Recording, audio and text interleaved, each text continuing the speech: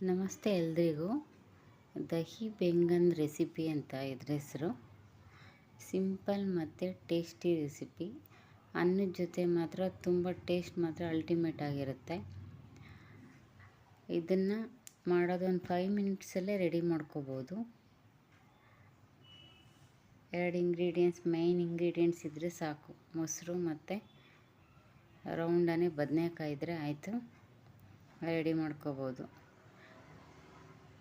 ಈಗ ಬದನೆಕಾಯಿನ ಈ ಥರ ಸ್ಲೈಸಾಗಿ ರೌಂಡಾಗಿ ಕಟ್ ಮಾಡಿ ಎತ್ತಿಟ್ಕೋಬೇಕು.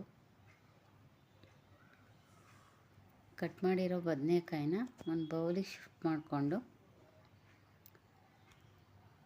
ಇದಕ್ಕೆ salt, red chilli powder, 1 spoon oil ಇಷ್ಟನ್ನು ಹಾಕಿ ಅದೇನು ಇಂಗ್ರೀಡಿಯೆಂಟ್ಸ್ ಹಾಕಿರ್ತೀವಿ ಅದೆಲ್ಲ ಚೆನ್ನಾಗಿ ಅದು ಅಬ್ಸರ್ವ್ ಆಗಬೇಕು. ಬ್ರಿಂಜಲು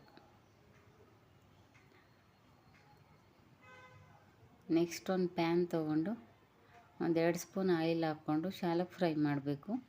ಇದನ್ನು ತುಂಬ ಫ್ರೈ ಮಾಡೋಕ್ಕೆ ಹೋಗಬಾರ್ದು, ಲೈಟಾಗಿ ಫ್ರೈ ಮಾಡಿದ್ರೆ ಸಾಕು. ಸ್ವಲ್ಪ ಇದು ಬದನೆಕಾಯಿ ಎಲ್ಲ ಸ್ವಲ್ಪ ಕ್ರಂಚಿಯಾಗೇ ಇರಬೇಕು.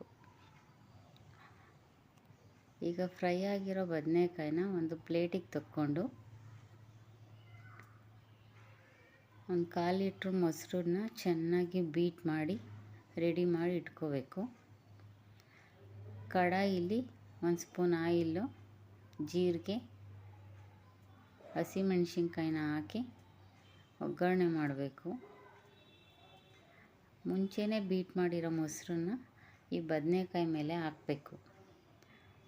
ನೆಕ್ಸ್ಟು ಒಗ್ಗರಣೆನ ಇದ್ರ ಮೇಲೆ ಹಾಕಿ ಸ್ವಲ್ಪ ಕೊತ್ತಂಬರಿ ಸೊಪ್ಪು ಹಾಕಿದ್ರೆ ದಹಿ ಬೆಂಗನ್ ರೆಡಿ ಆಯಿತು. ಅನ್ನದ ಜೊತೆ ಸಿಂಪಲ್ಲಾಗಿ ಮಾಡ್ಬೋದಾದ ರೆಸಿಪಿ.